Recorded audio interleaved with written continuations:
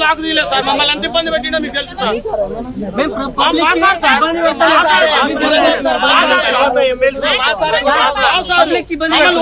మా ఇంటికి వచ్చిండు,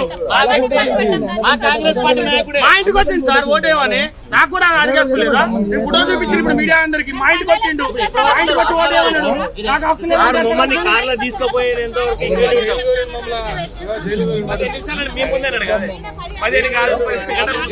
ఇదండి. ఇప్పుడు కోదండరాం సార్ ఆ రోజు మమ్మల్ని అడగకపోయినా కారు ఎక్కించుకుంటూ అధికారంలో రాముందు అధికారంలోకి వచ్చినది కొత్త కారు వచ్చింది. ఆ కార్లో మమ్మల్ని దించమంటే నువ్వు తెలిసిన తప్పే ఉంది. మేమేమన్నాం, ఆయన ఒక్కడే ఏసీ కార్లో తిరగాలి, మాకు హక్కు లేదు ఏసీ కార్లో తిరగకు. ఎప్పుడు ఈ ఎండలో తిరుగుకుంటా బస్సులలో ఛార్జీలు పెట్టుకుని రాత్రుల మీద తిరగాల. ఒకరోజు కోదండరాం సార్ కార్లో కూడా ఎక్కాలనిపిస్తుంది. కోదండరాం సార్ కార్లు ఎక్కవ నువ్వు? ఎప్పుడు రాపిడోల మీద ఎక్కాలా మేము? ఎప్పుడు రాపిడో సిక్కిల పనులు ఎక్కాలా? కోదండరాం సార్ కారు ఎక్కొచ్చా సార్? ఎప్పుడు ఆయన ఏసీలో ఉండాలా? మేము ఒక్కరోజు ఈ ఎండకు చెమటలో కాచుకుంటూ వచ్చినాం. ఒక్కరోజు ఆ ఏసీ కార్లో పోతే దిగుతాం కదా సార్, తెలిసిన వాళ్ళ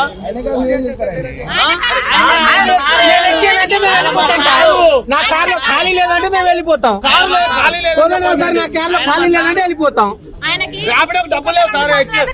ఇందాక మీడియా సాక్షిగా 15 నిమిషాలు మీరు గెలిపించారు, ఆయన కార్లో బరాబర్ మమ్మల్ని దింపుతున్నారు. అంటే ఆ రోజు మా ఇంటికి వచ్చిండు. కార్లు ఎక్కే అధికారం లేదా? కోదండరాం సార్ నా కార్లో ఖాళీ లేదంటే వెళ్ళిపోతాం.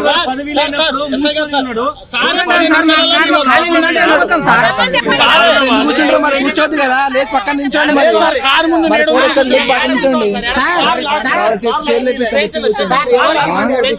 ఇట్లా లేకపోతే అదే అక్కడే కూర్చోాల్సి వస్తుంది. మరి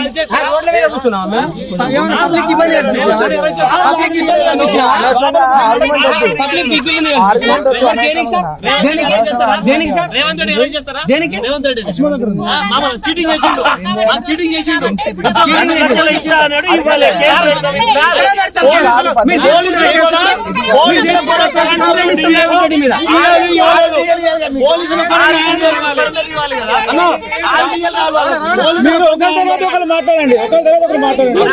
పోలీసులు కూడా సరెండర్ ఇవ్వాలి, డిఎల్ ఇవ్వాలి.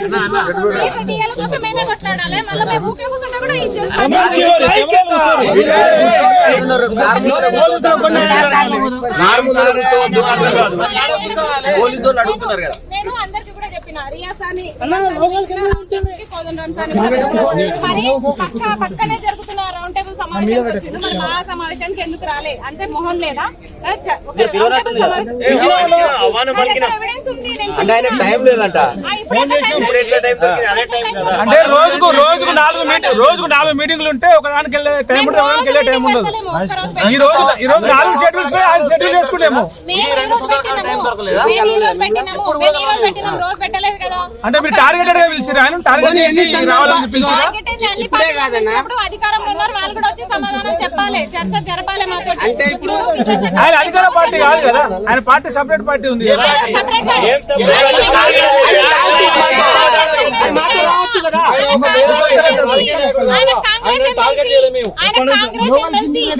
ఆయన కాంగ్రెస్ ఎమ్మెల్సీ కాబట్టి కాంగ్రెస్ ప్రతినిధులను మేము అడగాల ఇన్వైట్ చేసినాం.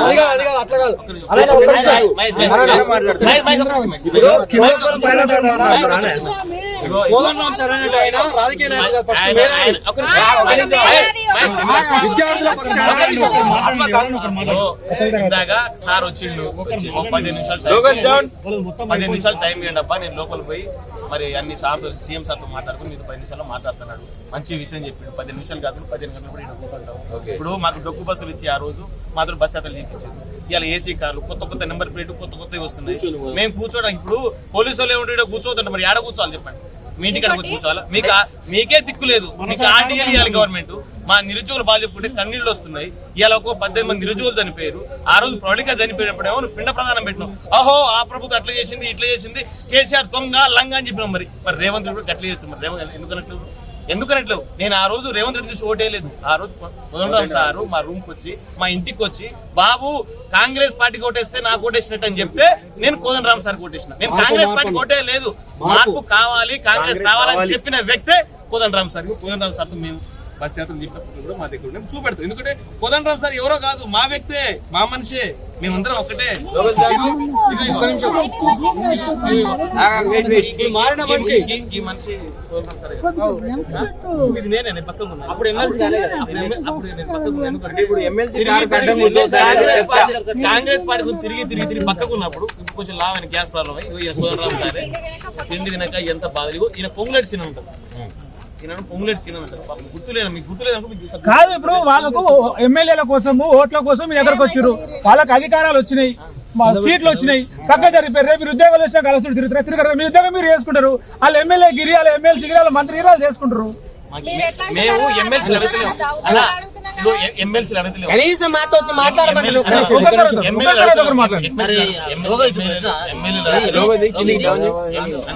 మేము కూడా తెలంగాణలో దాదాపుగా 30 లక్షల ఉద్యోగులు కూడా ఏ ఎమ్మెల్యే పదవి కావాలి, ఎంపీ పదవులు కావాలి అడగట్లేవే. మీరు దక్కను, హిందూ, అదే విధంగా సాక్షి, ఈనాడు, ఆంధ్రజ్యోతి అన్ని పేపర్లో కూడా మొదటి సంవత్సరంలో 2 లక్షల ఉద్యోగాలు ఇస్తామని హామీ ఇచ్చిండ్రే.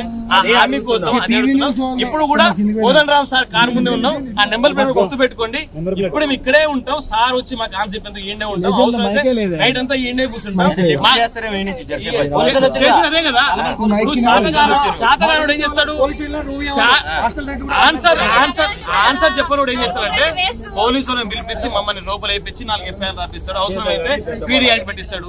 ఇలా రేవంత్ రెడ్డి మీద 86 కేసులు ఉన్నాయి, నా మీద 4 ఉన్నాయి, అసలు మీద 10 ఉన్నాయి, కుమారన్న మీద 4 ఉన్నాయి. అంటే మమ్మల్ని ఉద్యోగాలు ఇవ్వడం నాయన అంటే మీరు మమ్మల్ని రాజకీయ నాయకులు తయారు చేస్తున్నందుకు మాకు అవసరం లేదు. మాకు ఉద్యోగాలే కావాలి. మీకు యూత్ డిక్లరేషన్ కూడా మేమే ఇచ్చినాం. మీకు శాత కాలేదు, అప్పుడు మేమే ఇవన్నీ రాసి మీకు ఇచ్చినాం. ఎట్లా గెలవాలనే ఉద్దేశం కూడా మేమే చెప్పినాం. ఇలా మా గురించి నెగిటివ్ గా మాట్లాడే కాంగ్రెస్ పార్టీ నాయకులకు, ఎమ్మెల్యేలకు వీపు విమానం మొత్తం ముగిస్తాం, వీపు చింతపండు కూడా చేస్తాం. ఎందుకంటే మా తల్లిదండ్రుల దగ్గర పొర్లు దండాలు పెట్టినాం. అమ్మ, బాబాయ్, పిన్ని, పెదనాన్న, ఈ ఒక్కసారి కాంగ్రెస్ పార్టీ ఓటేయండి. రైతు బీమాకు, రైతు భరోసాకు, రైతు బంధుకు ఆశపడకండి. మా తల్లిదండ్రులకు మీరు ఓటేస్తే మేమే పింఛన్లు ఇస్తామని చెప్పి మా తల్లిదండ్రులతో మాట్లాడి ఓట్లు ఇప్పిస్తే ఆ కర్మకు ఇలా అనుభవిస్తున్నాం. నేను అడుగుతున్నాను, మాకు కనుక నేను కోదండరామ్ సార్కి బంపర్ ఆఫర్ ఇస్తున్నానే. కోదండరామ్ సార్కి బంపర్ ఆఫర్ ఇస్తున్నా. కోదండరామ్ సార్ కనుక 2 లక్షల ఉద్యోగాలు ఇస్తే విద్యాశాఖ మంత్రి వాళ్ళని చెప్పి నేను దీక్ష పుస్తాను. కోదండరామ్ సార్ కనుక 2 లక్షల ఉద్యోగాలకు ఇప్పిస్తే విద్యాశాఖ మంత్రి కావాలి. సెమినార్ కే టైం ఇస్తలేడా? మీకు ఉద్యోగాలు అడిపిస్తాడా? ఇలా అమావాస్య అంట దుర్ముహూర్తం ఉందంట. 15 నిమిషాల్లో మంచి ముహూర్తం చూసుకొని వస్తాను చెప్పి ఇప్పుడు ఆయన వచ్చినాక మీరు కదలరా? ఎందుకు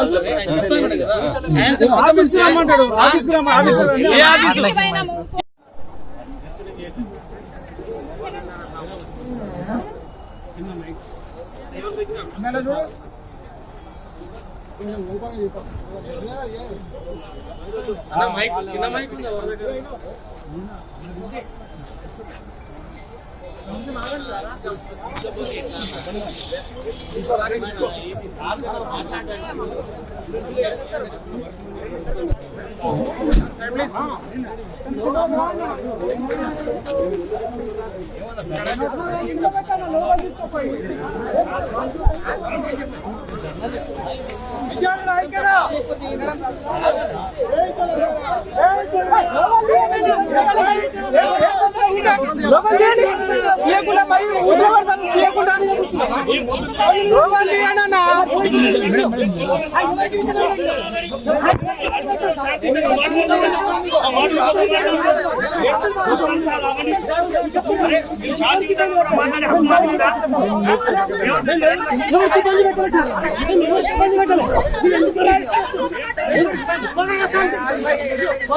మాట్లాడమని చెప్పు.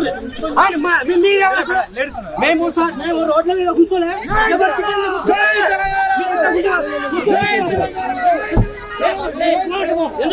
ఎందుకు సార్ మీకు చెప్తున్నా, మీకు నిజంగా మా నిరుద్యోగుల పైన చిత్తశుద్ధి ఉంటే 2 లక్షల ఉద్యోగాలు ఇచ్చి మాట్లాడు. కానీ మీరు ఇట్లా పోలీసులతో మీ జిల్లాని చూపించవద్దు. పోలీసు వాళ్ళు ఇట్లా చేయొద్దు చెప్తున్నాం. మేము బరాబర్ చెప్తున్నాం. ఇక్కడ రోడ్ స్టైల్ చేయలేదు. మేము శాంతియుతంగా ఇక్కడ వచ్చినాం. మమ్మల్ని అరెస్ట్ చేయడం మాత్రం మీ కరెక్ట్ పనేది కాదు చెప్తున్నా. బరాబర్ గా ప్రెస్ మీట్ పెట్టుకున్నాం. ఎవరు ప్రెస్ మీట్ పెట్టుకున్నాం. ప్రెస్ మీట్ పెట్టుకున్నాం. పోనీ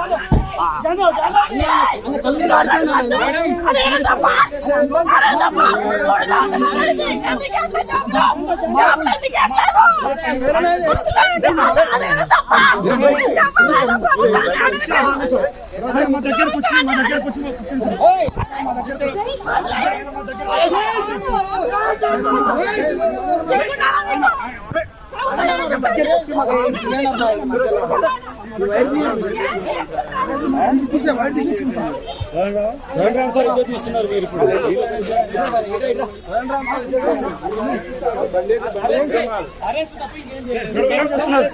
అరెస్టులు తప్ప ఇంకేం చెప్తున్నా సార్? అరెస్టులు తప్ప ఇంకేం చేస్తున్నారు? ఇది ఎంత అన్యాయం తెలుసా? ఒక ఎమ్మెల్సీ ఉంటే సిగ్గు లేకుండా అక్కడ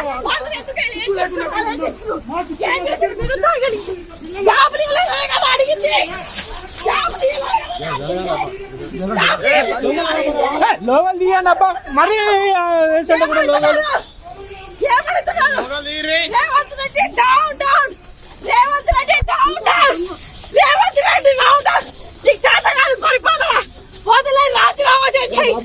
యువత కూడా జాబులు ఇవ్వలేకుండా 3 లక్షల జాబులు ఇస్తాను 3 సంవత్సరాలు అయింది. ఇట్లా పరిపాలన చేస్తా సిగ్గుతా అడుగుతున్నా. రాజీనామా చేయి. నీకు పరిపాలన చేత కాదు, ఓన్లీ కబ్జా రాజావు. ఈ రోజు ప్రభుత్వాలు వచ్చేసి ఎంత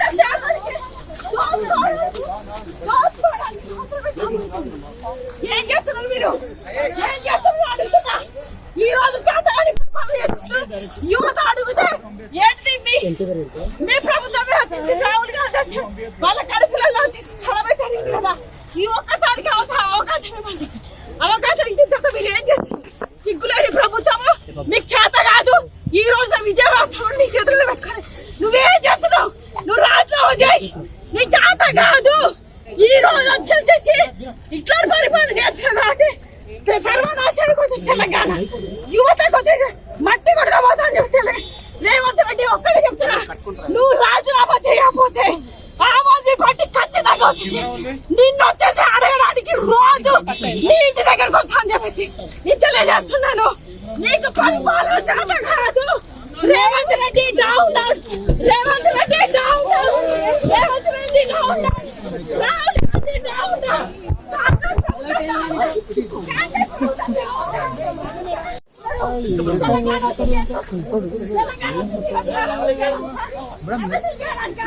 ఈ విధంగా అన్యాయం చేయాలంట సిగ్గుతో అడుగుతున్నా.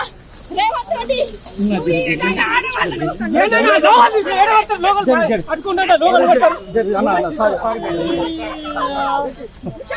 యువత